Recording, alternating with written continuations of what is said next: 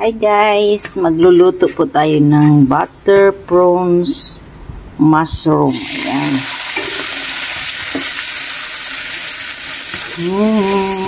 Ginisa ko lang po sa butter at saka sa garlic.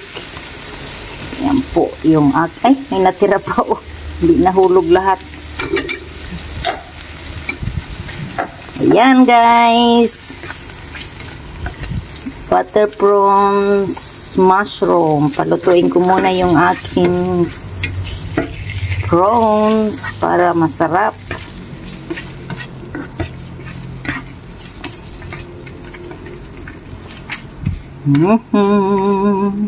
Sarap po yan. Masarap po yan ang ating butter prawns mushroom.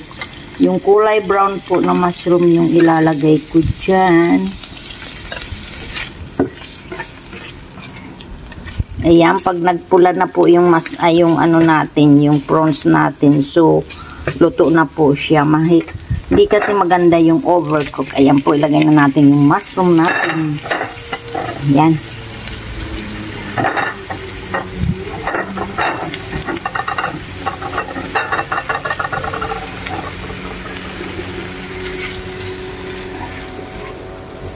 Lagyan natin ng kaunting salt. So, salt. Asa na ba yung salt ko?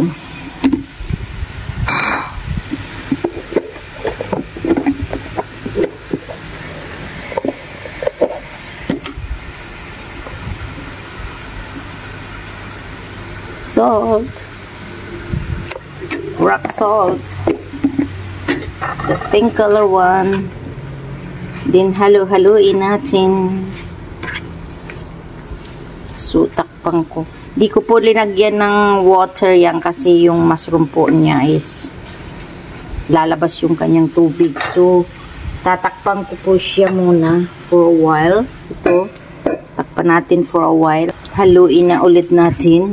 Tingnan nyo po, okay, nag-water. Lumabas yung tubig niya. So, lulutuin natin yan sa sarili niyang water. Yan, di ba? Naglumabas na yung juice ng mushroom. Ganyan lang po siya guys. Hindi na kailangan ng water.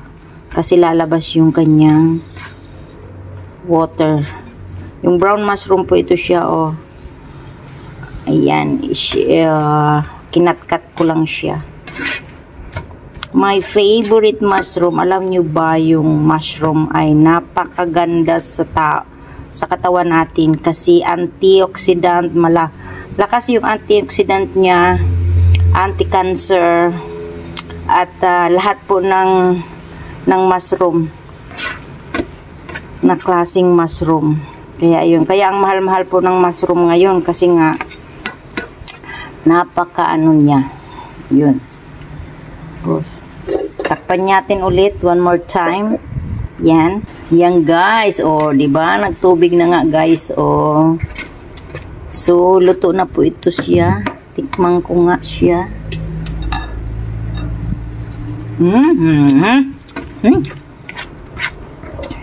Sarap. Ayan po guys. Luto na guys. Ang ating butter prawns mushroom. Ayan. Yan guys. Hanguin na natin at ilagay na natin sa dish. Yun.